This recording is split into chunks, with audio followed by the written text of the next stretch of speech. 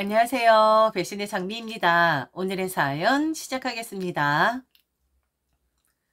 결혼을 하고 지금까지 시어머니와의 관계를 돌아보면 그동안 겪었던 일들이 참 떠오릅니다. 제가 처음 며느리로 들어섰을 때 시어머니께서는 저를 마음에 들어하지 않으셨습니다. 사실 그분께는 이미 며느리감으로 찜해두신 분이 따로 있었으니까요. 그런데 예고도 없이 제가 등장했으니 얼마나 당황스러우셨을까 싶습니다. 남편이 저를 결혼 상대로 소개했을 때 시어머니의 반응은 차갑다 못해 단호했습니다. 절대로 그 아이랑은 안 된다. 이유는 간단했습니다. 저는 부모님이 안 계셨습니다. 시어머니께서는 부모 없이 자란 애는 어디서든 티가 나는 법이다. 그런 집안에는 며느리로 들일 수 없다라고 하시며 강하게 반대하셨습니다. 처음에는 남편을 설득하려는 시도로 시작했던 시어머니의 반대는 점점 더 강도 높아졌습니다. 한 번은 제 앞에서 남편에게 이렇게 말씀하셨습니다. 너 당장 헤어져라. 지금이라도 늦지 않았다. 내가 아는 애랑 다시 만나봐. 그 집안도 훌륭하고 우리 집안하고 잘 맞는다니까. 제가 옆에 있는데도 아랑곳하지 않으셨습니다. 저는 당황했지만 남편은 단호히 대답했습니다. 엄마, 더 이상 그런 얘기하지 마. 나는 이 사람 아니면 안 해. 그 이후에도 시어머니의 반대는 멈추지 않았습니다. 한 번은 제가 시어머니의 뜻을 거스른 일이 있었는데 그날은 정말 잊을 수가 없습니다.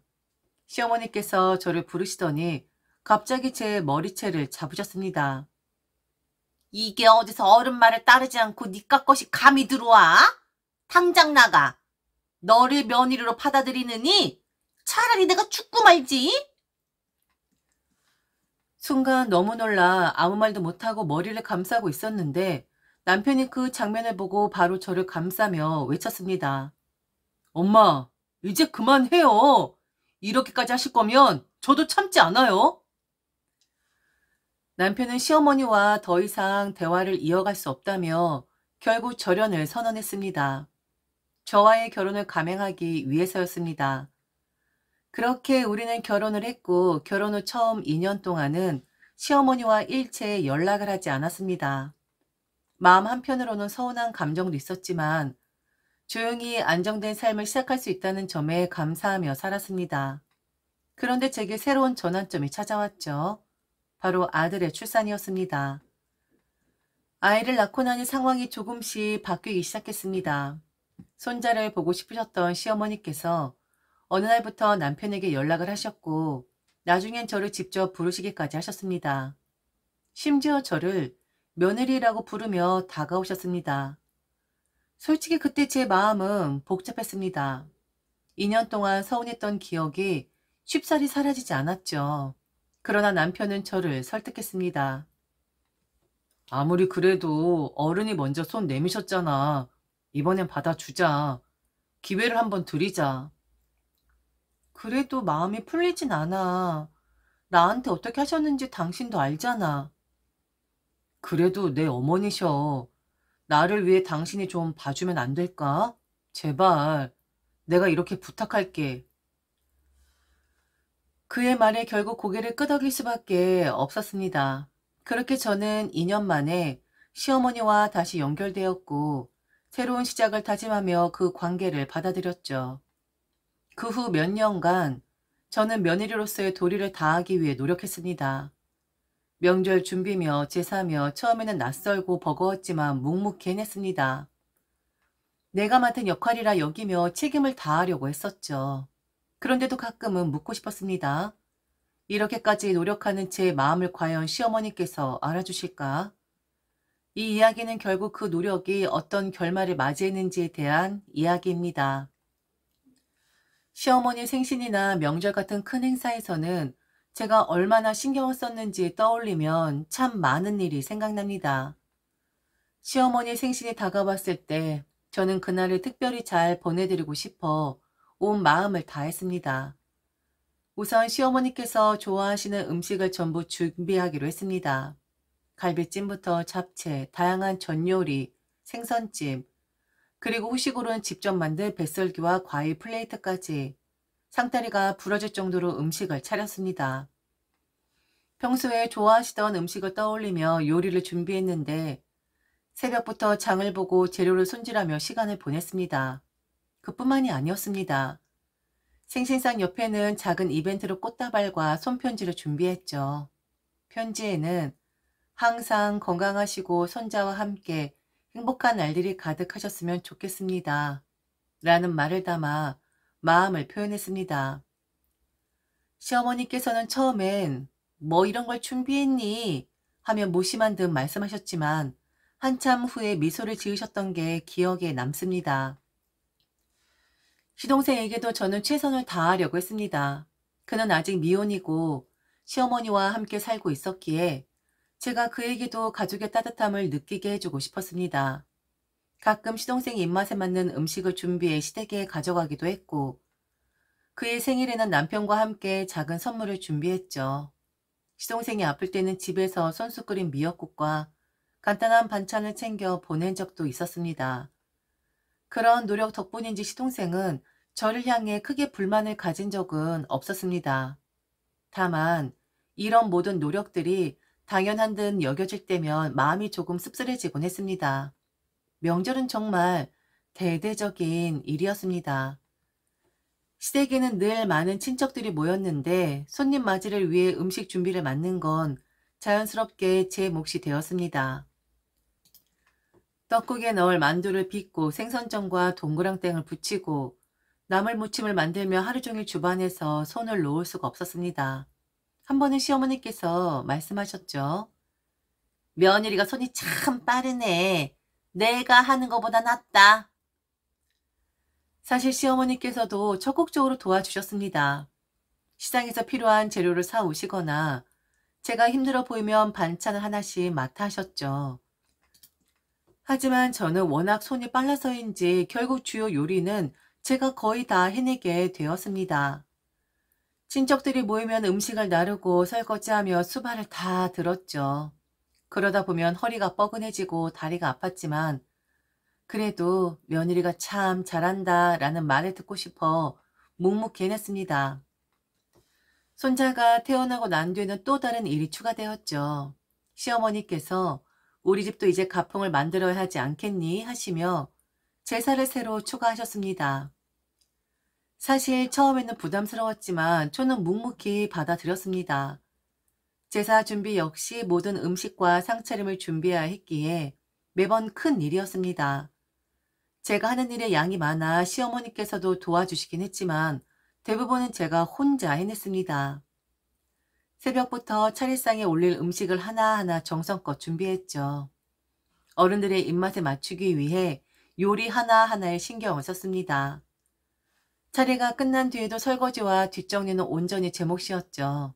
시어머니께서 간혹 내가 더 할 걸 그랬다 하시며 미안한 척 하시긴 했지만 결국 그 모든 수고는 저의 역할이 되어 있었습니다. 제가 이렇게 열심히 했던 이유는 사실 단순했습니다. 시어머니께서 저를 탐탁지 않게 생각하셨던 과거를 떠올리면 내가 조금 더 잘해야 한다는 생각이 저를 지배했었거든요. 이 모든 과정은 쉽지 않았지만 저는 가족이라는 울타리 안에서 맡겨진 역할을 다해야 한다는 생각으로 묵묵히 해냈습니다. 그렇게 제 이야기를 듣는 사람들도 제가 어떤 마음으로 이 모든 일을 했는지 이해해 주셨으면 합니다. 그러다가 다시 한번 시어머니와 저 사이에서 문제가 생긴 건 동서가 들어오면서부터였습니다. 결혼한 지 8년 만에 저는 드디어 동서를 맞이하게 되었죠. 새로운 가족이 생긴다는 사실에 나름대로 설렘도 있었지만 한편으로는 걱정도 되었습니다. 그동안 시댁에서 며느리로서 모든 책임을 도맡아온 저로서는 동서와의 관계가 어떤 방향으로 흘러갈지 가늠할 수 없었으니까요. 동서는 저와는 참 다른 사람이었습니다. 첫 인상부터가 선명하게 기억납니다. 자신감이 넘치고 당당한 태도에서 그동안 제가 봐왔던 전형적인 며느리의 모습과는 완전히 달랐습니다. 인사를 왔을 때부터 모든 행동이 뚜렷하고 분명했습니다. 동서는 시어머니 앞에서 자신의 입장을 아주 명확히 밝혔습니다. 어머님, 저는 생시나 제사, 명절 같은 행사들에 힘을 쓸 생각이 없습니다. 제 일정이 더 중요하거든요. 그리고 명절에는 저희 집부터 갈게요. 제가 외동딸이라서 엄마를 챙겨야 하니까요. 이 집엔 형님이 계시잖아요. 형님은 부모님이 안 계시니 갈 곳도 없으시잖아요. 그러니까 시댁은 형님이 지키시면 충분하다고 생각해요. 저한텐 그런 걸 요구하지 말아 주셨으면 좋겠습니다. 그 말을 듣는 순간 저는 당황스러움에 입을 떡 벌릴 수밖에 없었습니다. 그동안 저는 시어머니의 기대에 부응하기 위해 몸이 부서져라 노력해 왔습니다. 명절 준비며 제사며 모든 것을 혼자 도맡아 왔던 저로서는 동서의 이러한 태도가 굉장히 낯설고 충격적이었죠. 더 놀라운 것은 시어머니의 반응이었습니다.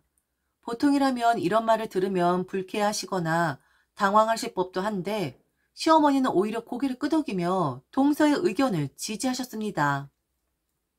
그래, 네 말이 맞다. 어차피 며느리는 첫째만 있으면 되지. 너는 네 일이나 네 집안을 우선으로 해라. 저는 그 자리에서 아무 말도 하지 못한 채로 가만히 있었습니다. 시어머니께서 동서의 말에 이토록 쉽게 동조하시다니 믿기지 않았죠.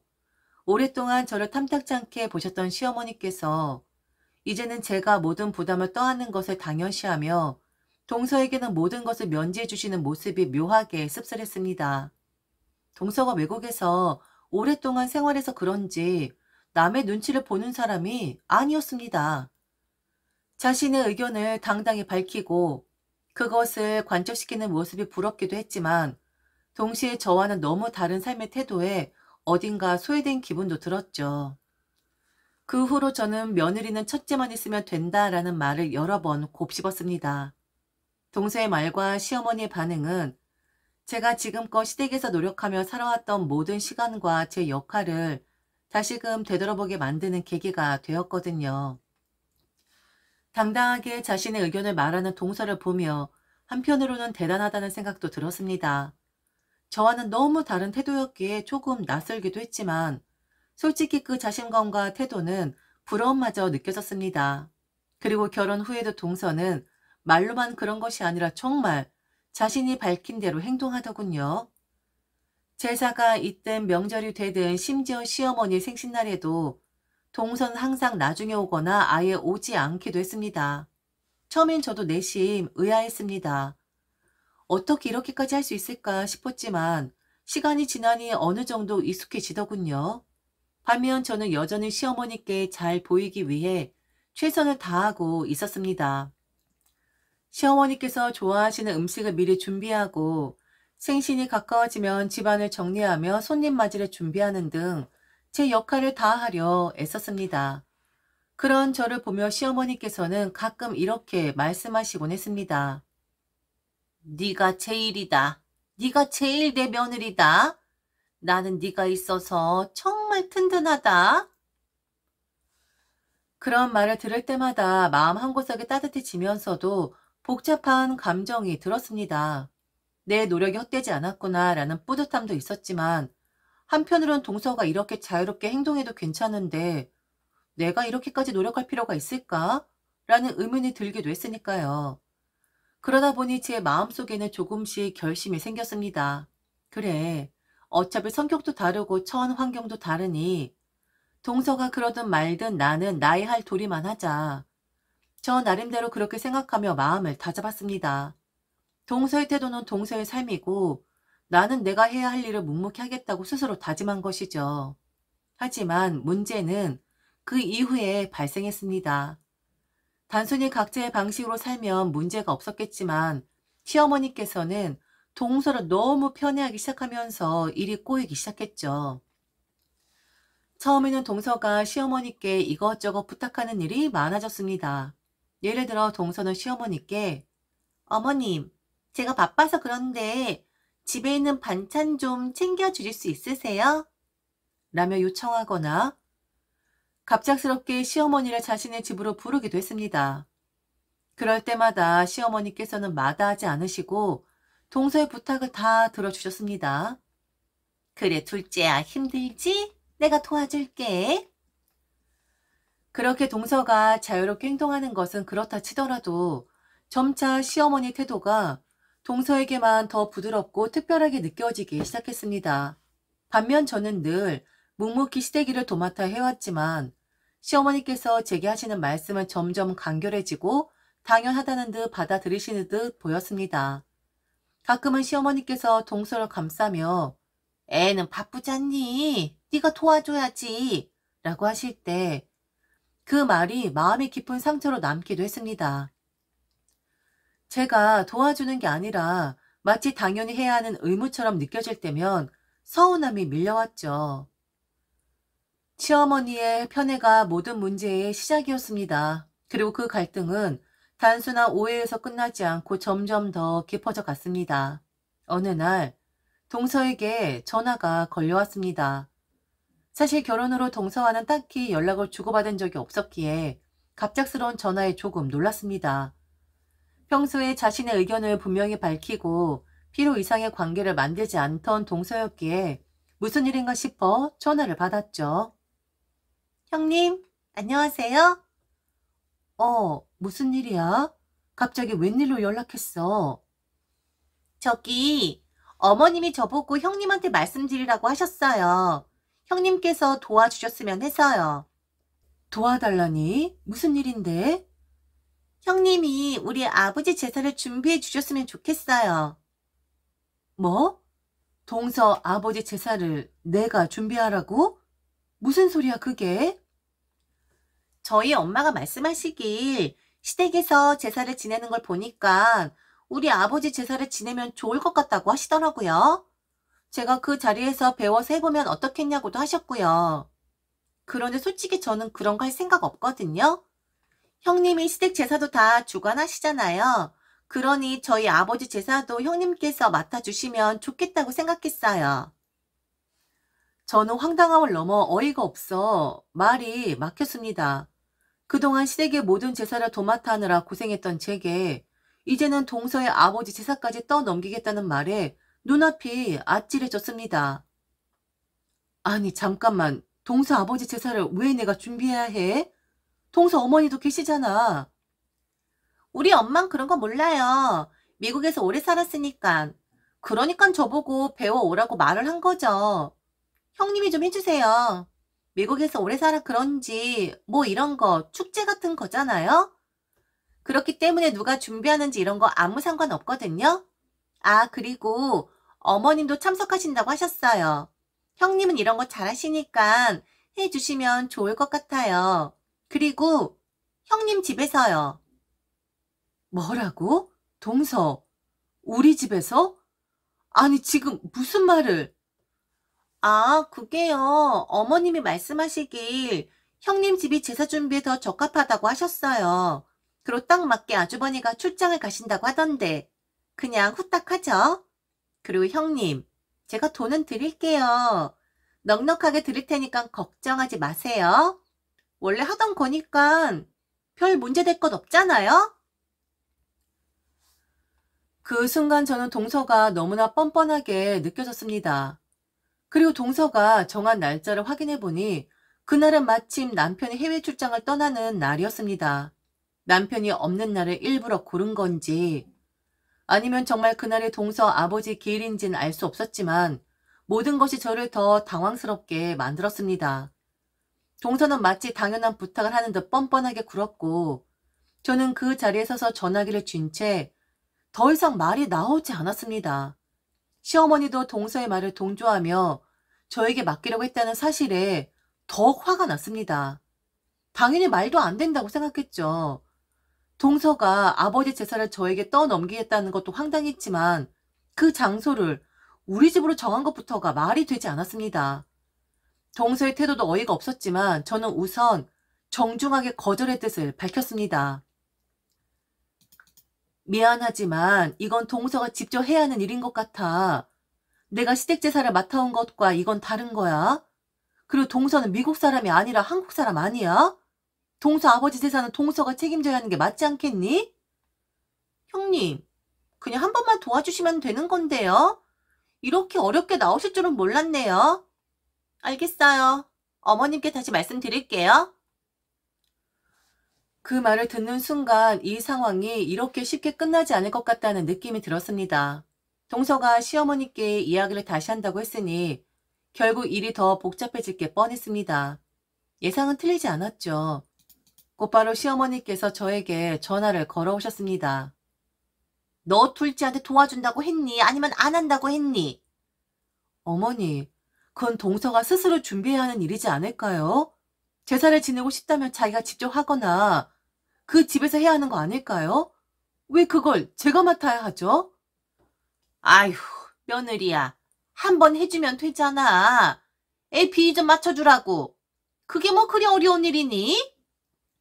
어머니, 제사라는 게 가볍게 준비할 수 있는 일이 아니잖아요. 왜 제가 그걸 떠안아야 하는 건데요? 지금 말이 된다고 생각을 하세요?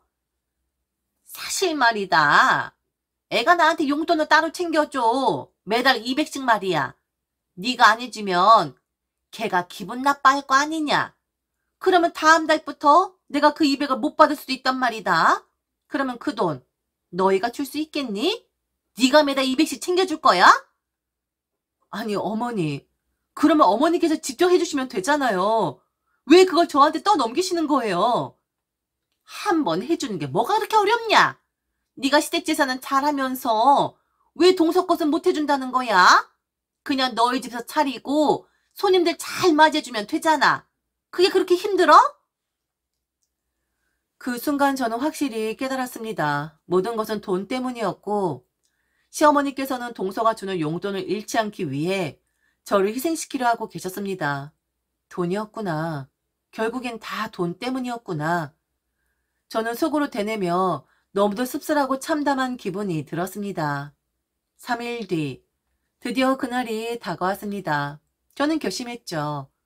그동안 참고 참아왔던 모든 것들, 억울했던 기억들, 그리고 어이없는 요구들까지 이번이야말로 제 목소리를 내고 제 뜻을 분명히 보여줄 때라고 생각했습니다. 평소 조용하고 인내심 많다고 여겨졌던 저였지만 이번엔 다를 거라고 마음먹었습니다. 남편에게는 아무 말도 하지 않았어요. 해외 출장 중인 남편에게 이 일을 알리는 건 도움이 되지 않을 거라고 판단했습니다. 무엇보다도 이번만큼은 제 힘으로 이 상황을 마무리 짓고 싶었습니다. 나도 말할 줄 알고 행동할 줄 아는 사람이다 라는 걸 모두에게 보여주고 싶었거든요. 저는 준비를 시작했습니다. 제사라고 해서 대충 넘기거나 무시한 것은 아니었습니다. 오히려 철저히 준비했습니다. 제사상을 차릴 때 필요한 재료를 하나하나 꼼꼼히 사드렸고 평소보다 더 정성을 들이며 음식을 만들었습니다. 손이 빠르다는 제 장점을 최대한 활용해 상차림을 완벽하게 준비했죠. 하지만 이번에는 단순히 제사를 위한 준비가 아니었습니다. 제사상을 넘어 저만의 메시지를 전달할 준비를 한 것이었습니다. 드디어 당일 약속된 시간에 맞춰 시어머니, 동서의 어머니 그리고 시동생 부부가 우리 집으로 들어왔습니다. 저는 차분하게 그들을 맞이했죠. 어서 오세요. 자, 이쪽으로 들어오세요. 형님, 고맙습니다. 정말 잘 부탁드릴게요. 하지만 거실로 들어가 제사상에 놓인 상을 본 순간 그들의 표정은 순식간에 굳어졌습니다. 시어머니는 놀란 듯 두 손으로 입을 가리셨고 시동생 부부는 뒤로 물러섰습니다.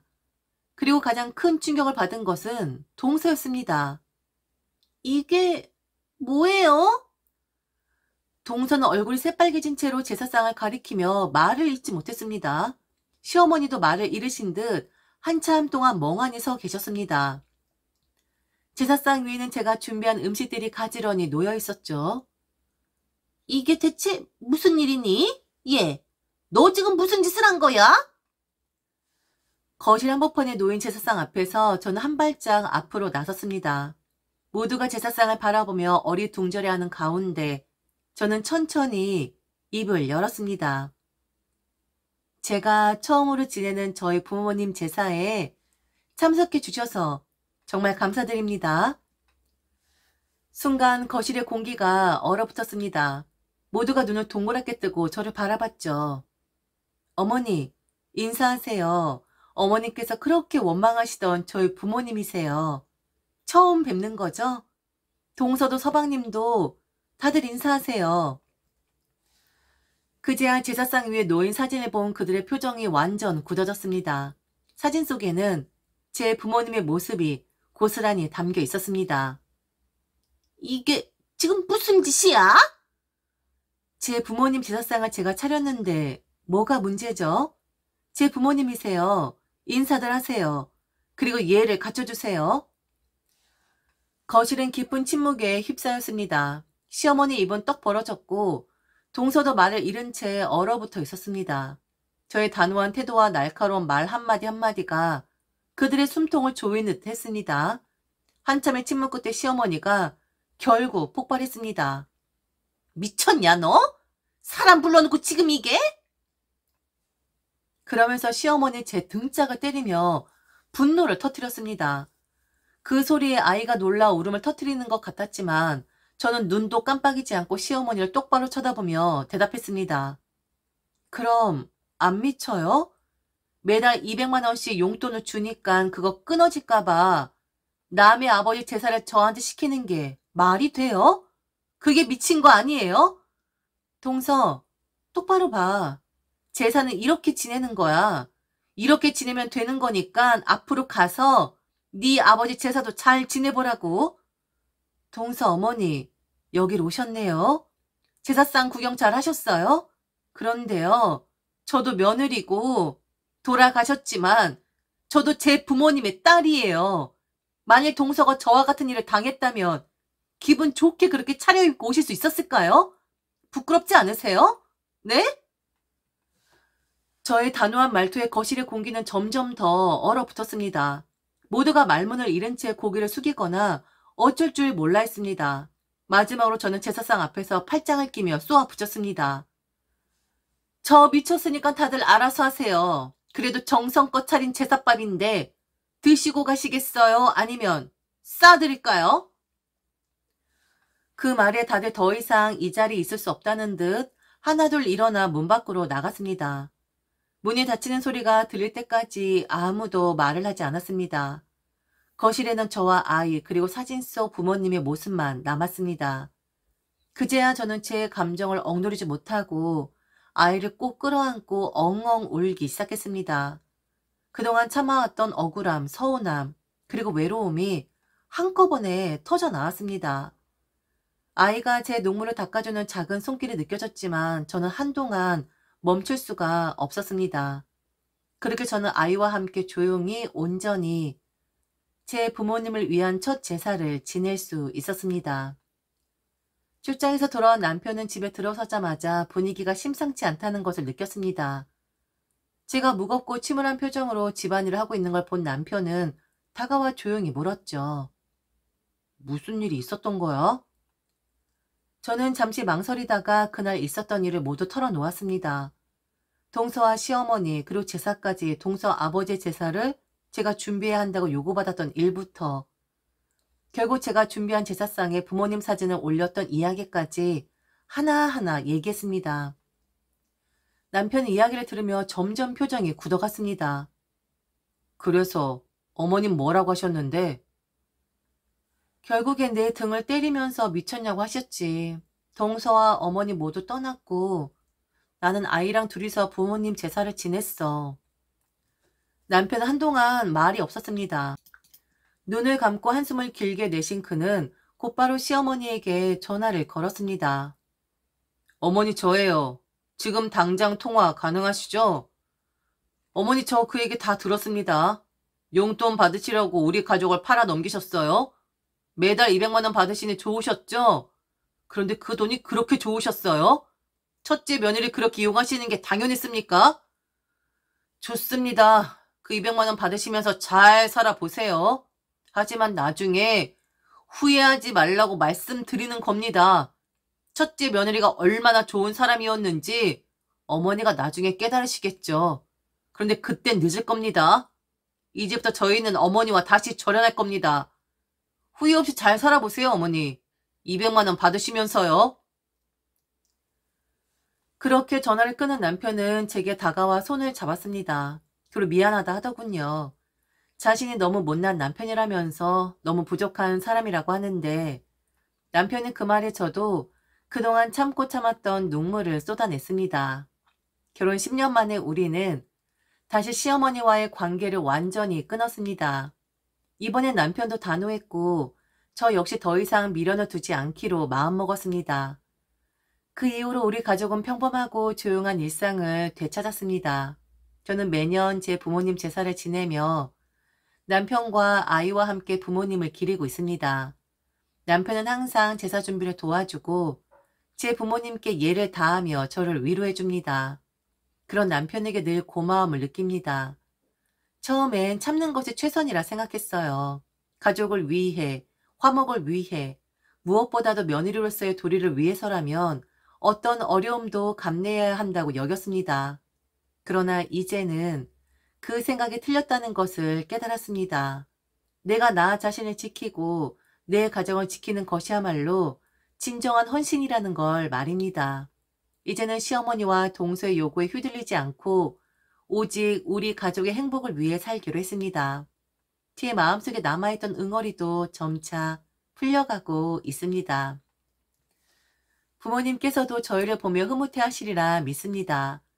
앞으로는 내가 사랑하는 사람들과 함께 평화롭고 행복한 삶을 만들어 갈 겁니다. 그렇게 다짐하며 오늘도 아이와 남편과 함께 소소한 일상을 살아가고 있습니다. 지금까지 들어주셔서 진심으로 감사합니다. 이상 배신의 장미였습니다.